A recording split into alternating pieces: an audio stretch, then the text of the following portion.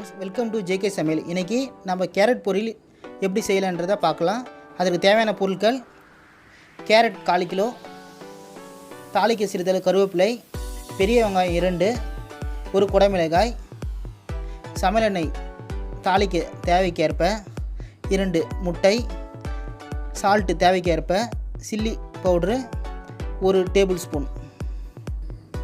இப்போது இந்த கேரட் பொரியலை எப்படி சமைக்கலான்றதை இப்போ இந்த கேரட்டை நம்ம வேக வச்சு எடுத்துக்கலாம். அதுக்கு ஒரு பேனில் இந்த திருவி வச்சுருக்க இந்த கேரட்டெல்லாம் அதில் போட்டுட்டு அதில் கூட வேக வைப்பதற்கு ஒரு சின்ன சைஸ் டம்ளரில் தண்ணி எடுத்துக்கலாம்.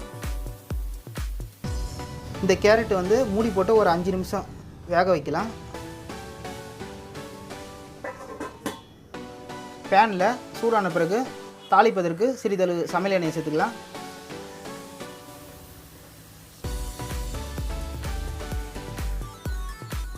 எண்ணெய் சூடான பிறகு தாளிக்க சிறிதளவு கருவேப்பிலை, அடுத்து நம்ம நறுக்கி வச்சுருக்க அந்த வெங்காயத்தையும் சேர்த்துக்கலாம்.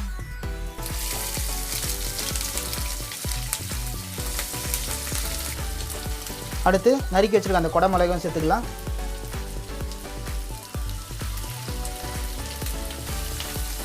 இது எல்லாத்தையும் எண்ணெயில் கொஞ்ச நேரம் வதக்கிக்கலாம். இப்போது தேவைக்கு ஏற்ப சால்ட் சேர்த்துக்கலாம்.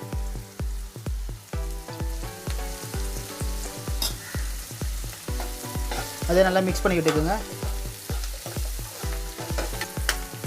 அடுத்தது நம்ம எடுத்து வச்சுருக்க அந்த 2 முட்டையை இதில் உடச்சி ஊற்றிக்கலாம்.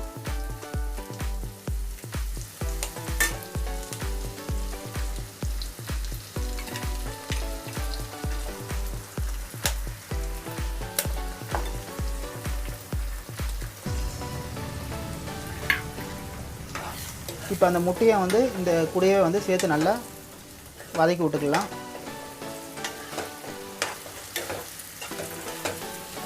இப்போ முட்டை நல்லா நம்ம அந்த வெங்காயம் குடமிளகோட நல்லா வதங்கிடுச்சு. இப்போ பாருங்கள், முட்டை பார்க்குறதுக்கு முட்டை பொடி மாஸ் மாதிரி நல்லா வதங்கிடுச்சு. இப்போ நம்ம அடுத்தது சில்லி பவுடர் 1 டேபிள் ஸ்பூனாக இது கூட சேர்த்துக்கலாம்.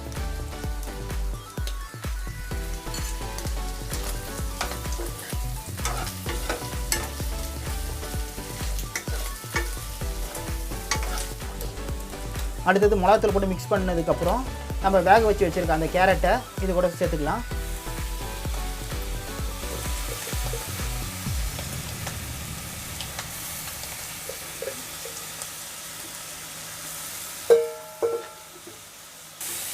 இப்போ அந்த கேரட்டை நல்லா இதோட மிக்ஸ் பண்ணிக்கலாம்.